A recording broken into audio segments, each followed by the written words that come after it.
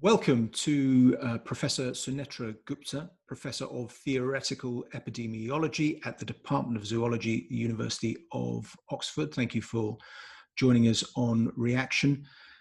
Professor Gupta, the Prime Minister Boris Johnson spoke this afternoon in the House of Commons about there being no alternative to this latest month-long lockdown in England. Is he right? Well, I would beg to disagree. I think there is an alternative, and that alternative involves reducing the deaths that this pandemic might cause by diverting our energies to protecting the vulnerables. Now, why would I say that? The main reason to say that is because the costs of alternative strategies, such as lockdown, are so profound that we are left with a contemplation of how to go forwards in this current sort of situation without inflicting harm, not just to those who are vulnerable to COVID, but to the general population in a way that meets with those standards that we set ourselves from the moment we were maybe not born, but from the moment that we became cognizant of those responsibilities towards society.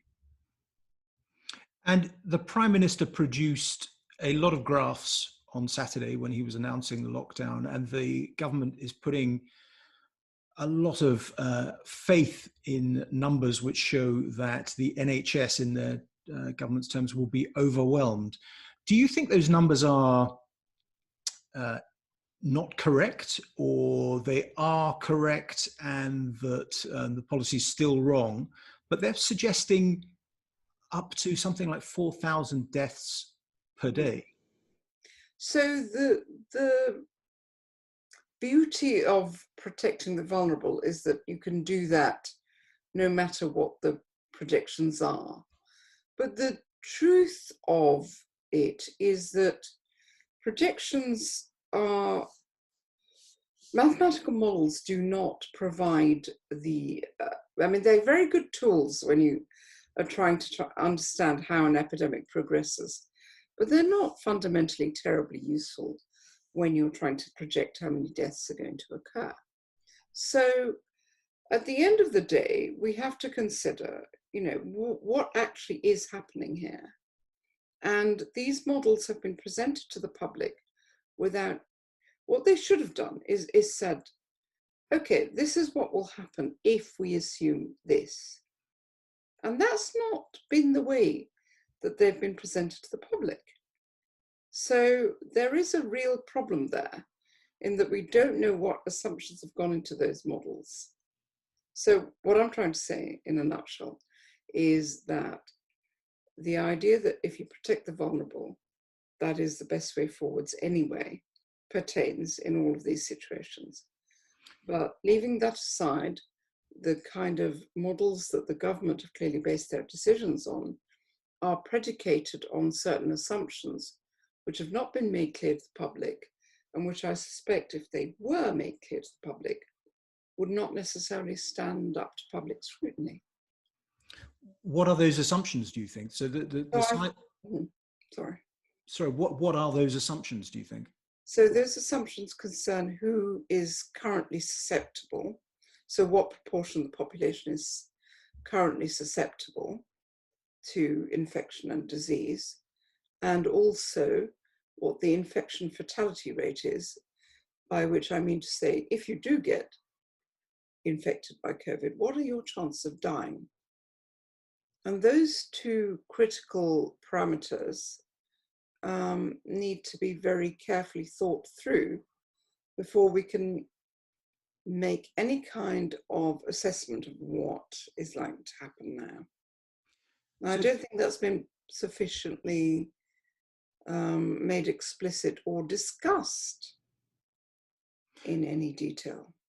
So they did have you invited in a few weeks ago to give your view, and SAGE, the famous or infamous committee which advises the government on this, was said to be more open to the thinking of you and several other academics who take a different view from the consensus, or from the view that's been advising the government. How did that go? Did you feel that you were listened to, or do you feel, obviously, in the light of this lockdown decision, the message didn't get through?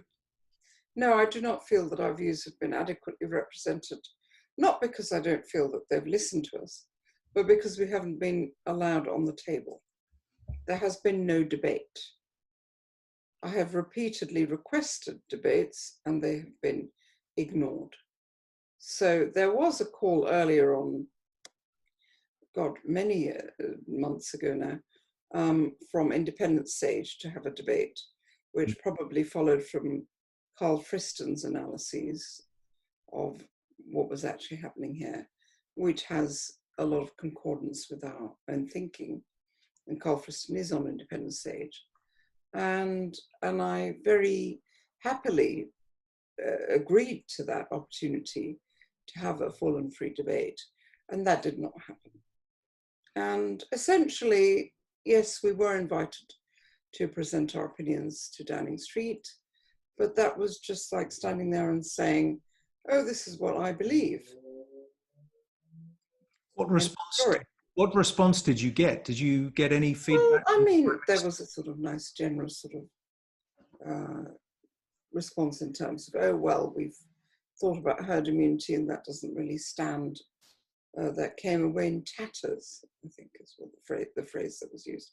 But, you know, I mean, these are not about silly little quibbles about what herd immunity really means and whatnot.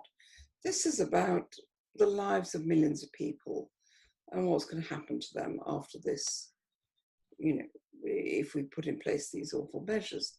So I don't think that what we need is a very free and frank debate where nobody has any vested interest in their own ideas and opinions going through. And that applies to me. If I'm wrong, I would really like to know, you know, where the deficits lie in my thinking, because that's how it has to be. I mean, none of us have the real, true, you know, we don't have a hotline to the Sky pilot, whoever it is, coordinating all this. We don't. We just really need to sit around the table and have a rational, civilized discussion about what's going on. But the case of your critics is that if they're wrong, in their terms, they have at least saved lives, of course, with the ever-present possibility that it has cost lives in other respects because of the economic distress and untreated diseases and all the rest of it. But their argument is that their policy is saving lives, and that if you're wrong and your analysis turned out to be wrong, and that shielding the vulnerable proved to be too difficult an enterprise and involved too many people for it to be practically possible, that the result could be 200, 300, 400,000 deaths. How do you respond to that? Well, first of all, I do think that's it's very important to remember that our objective function is to reduce harm. So we do need to have a discussion, as I said, we need a free and frank discussion discussing what are the harms of locking down versus the harms of not locking down. And that needs to be that's the basis. And then we move from there. So the harms of lockdown don't seem to enter the conversation when one is discussing this with proponents of lockdown. So that's a problem in and of itself, and that needs to be sorted out. So the harms of lockdown are profound, and they range from things that are sadly intangible at the moment to those which are very tangible, like the losses of cancer screenings and the obvious sort of emotive image of the child who doesn't get to go to school and get the one meal that he or she gets, for, you know, proper meal they get in school, and also such facts as 130 million people starving to death as a result of this, which I think we need to do. I mean, we're ignoring the fact that a lot of people are becoming increasingly nationalistic in the face of this disaster. So there are people who I'm sure voted to remain who are very happy to, in this crisis, say, well, we're not going to let anyone in through our borders because that's the way to proceed. So there are all these sort of weird dissonances that are creeping up, which I think are really ones that people should attend to. I'm not pretending that we know how to handle this crisis. Sometimes a crisis does cause you to, pause and reflect upon what you've previously held dear. And then you think, well, actually, I want free movement to this country, but not at the expense of people, all these people dying. So I'm not saying that any of these issues are really easy to address or can be done on the basis of some preconceived set of moral principles that one held. We all know that plagues and pestilence do cause us to quite, severely question and scrutinize those ideals by which we've lived. So I have a lot of tolerance for all of that, but I think that we really need to think very carefully about what's happening now. And what's happening now is that there is an increase in cases, which is as we'd expect, given that the winter is setting in. And the real question that we need to be thrashing at is this an increase in cases that is commensurate with a situation where it won't reach such levels as ones we absolutely cannot manage through what we have by way of really quite a fractured health service? Or is it something we can manage in those terms? And even if we can't manage it, what are the costs of lockdown that actually sanction the alternative state? So, I mean, they are very simple at some level optimization problems, which we need to simply grapple with. You did say in your interview with Reaction in July that you did anticipate a rise in cases as positive test results. You anticipated that happening in the autumn and early winter. Mm-hmm. Do you think, looking at the numbers, looking at the various bits of data produced by the government, is that exceeding your expectations, or is the situation still looking manageable? Oh, absolutely, yes. I don't think they're exceeding my expectations.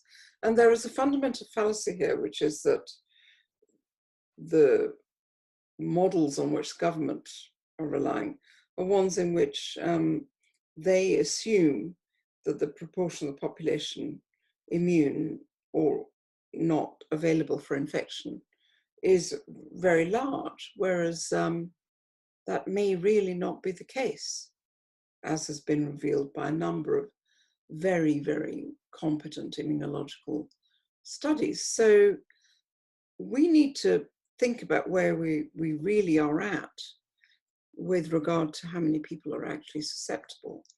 And if you put those calculations of who might be susceptible and who might not be into the reckoning in any kind of mathematical framework, even with the caveat that these frameworks they're not, capable of making the kinds of predictions on which you could firmly base public policy.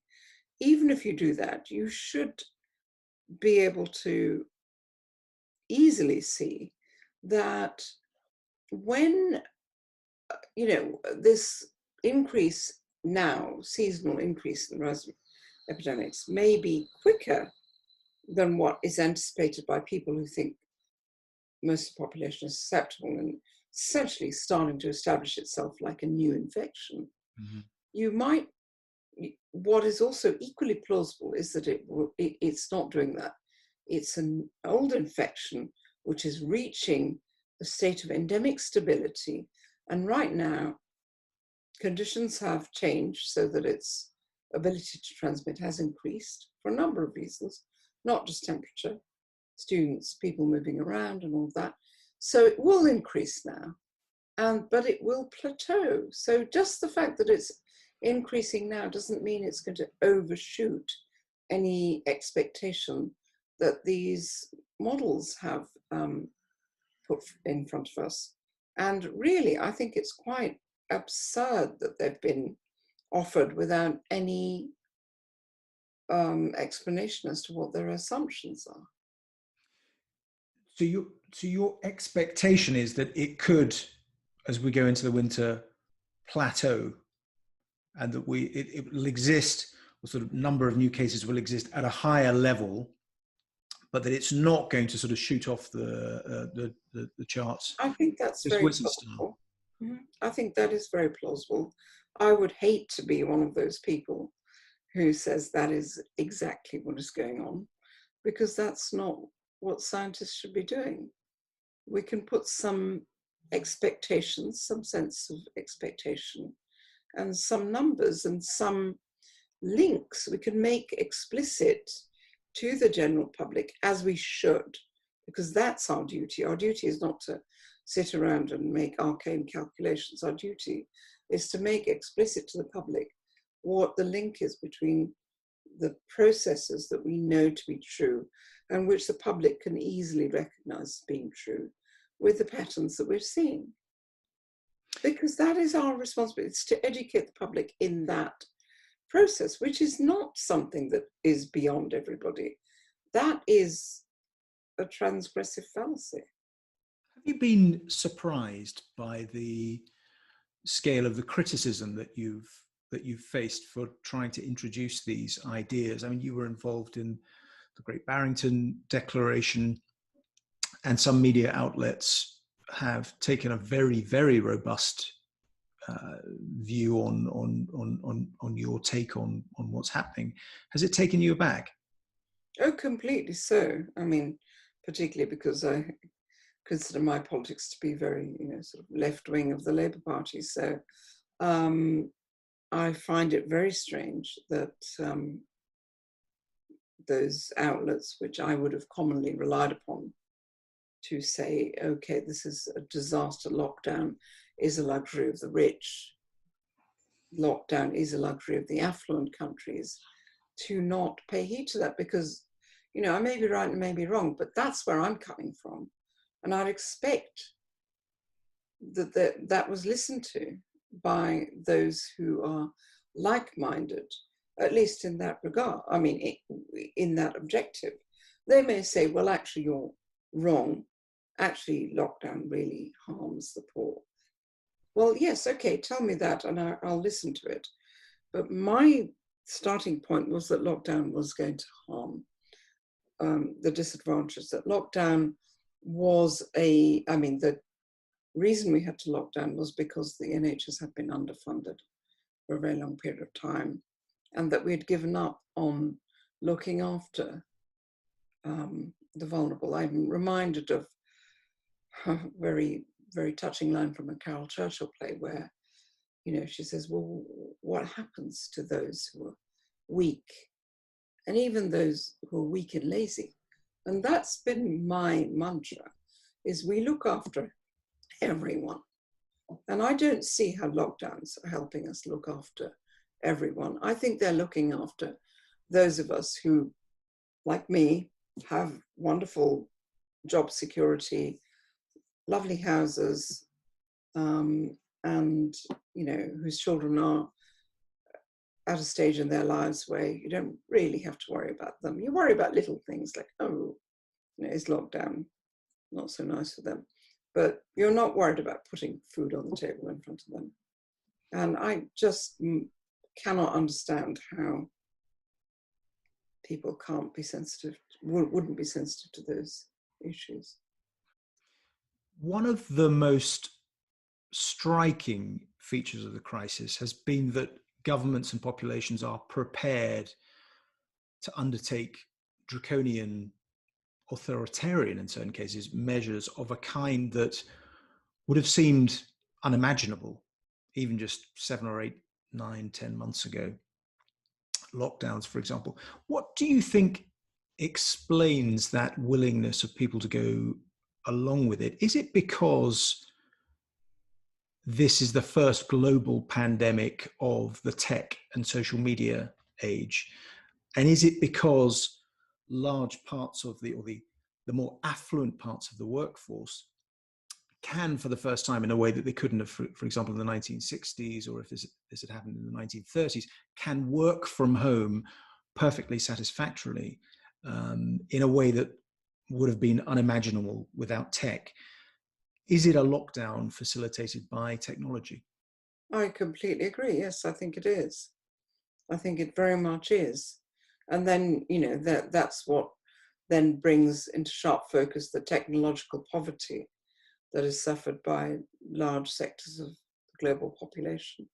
So it is something that is completely congenial to those who can, conduct their lives, transact through this medium of technology, which includes me mainly. I mean, I, of course, have a lab who is, they're doing all sorts of things, including coronavirus work, looking at how antibodies develop to coronavirus. But that's also something that's, I mean, we've lived in a bubble of sanctions.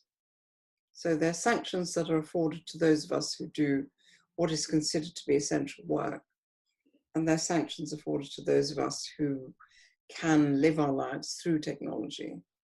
And what we are ignoring, for the very large part, is that much of the world does not have that privilege. And even in education, technology apparently can deliver education to children, which is so neglectful, first of all, of those who don't have that option. And secondly, of, everything else that accompanies education that cannot be delivered through technology. So indeed, it is, as you say, something that has been enabled by technology. In some ways, fortunately, that is a good thing. In some ways, that's stopped people who would be completely and utterly out on a limb if such a measure came in. But then paradoxically, maybe such a measure would never have been able to come in if we didn't have the technologies that enabled it. It would have been unthinkable.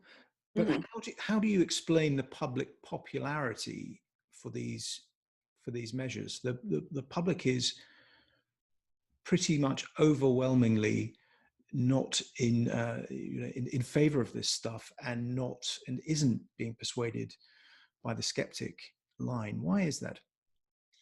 Yes, of course, that was the second part of it, which is that people have been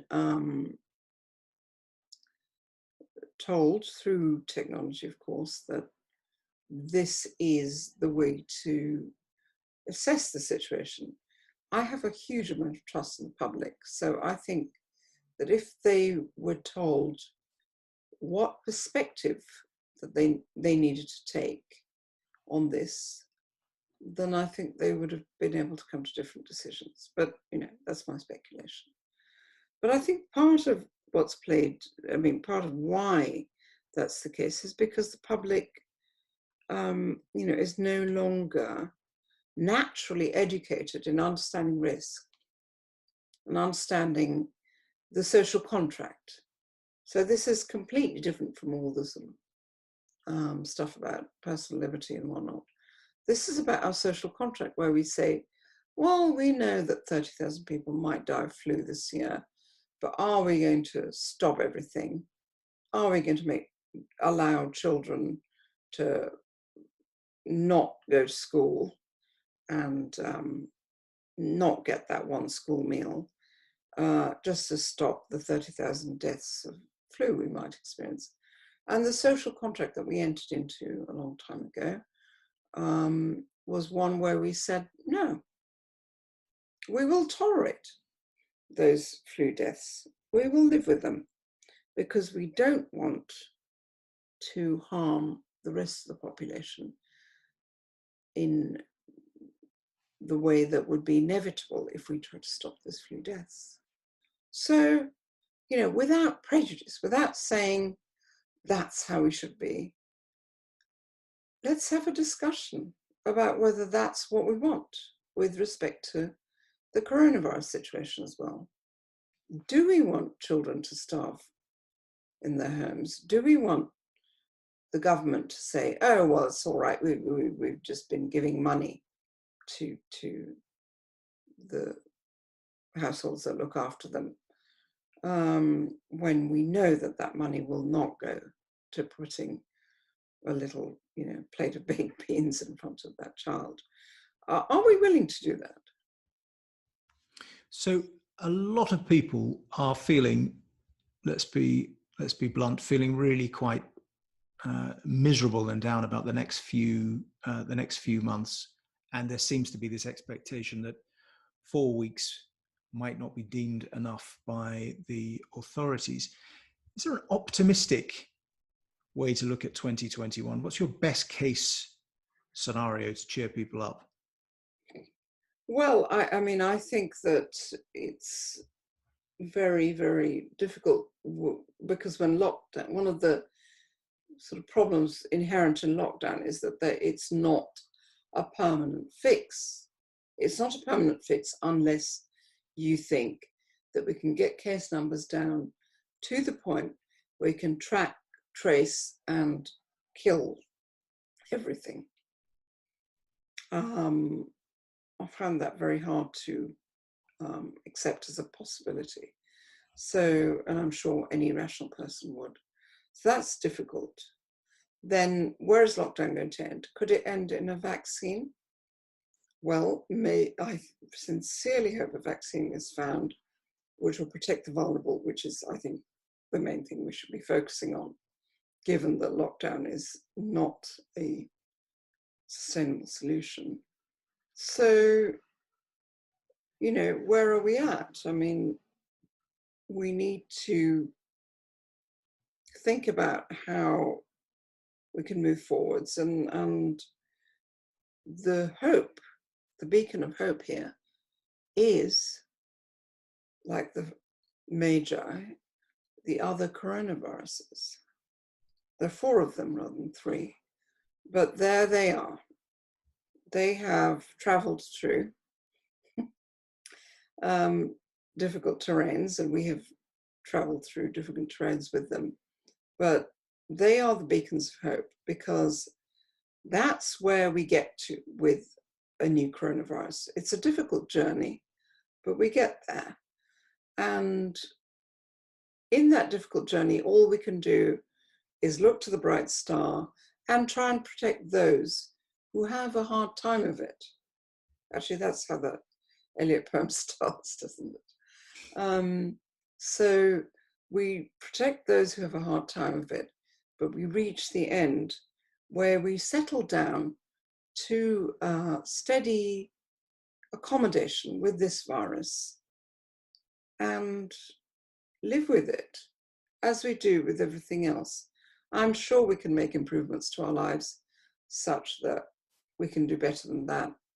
But for the moment, that's where we're at, and we can hope to head back there. I think we can hope to head back to the old normal. Next year, do you think, or is that more likely to be? Well, it depends on how many lockdowns come in to stop the old normal from establishing itself. Yeah. Professor Sunetra Gupta, thank you very much for joining us. My pleasure. Bye for now.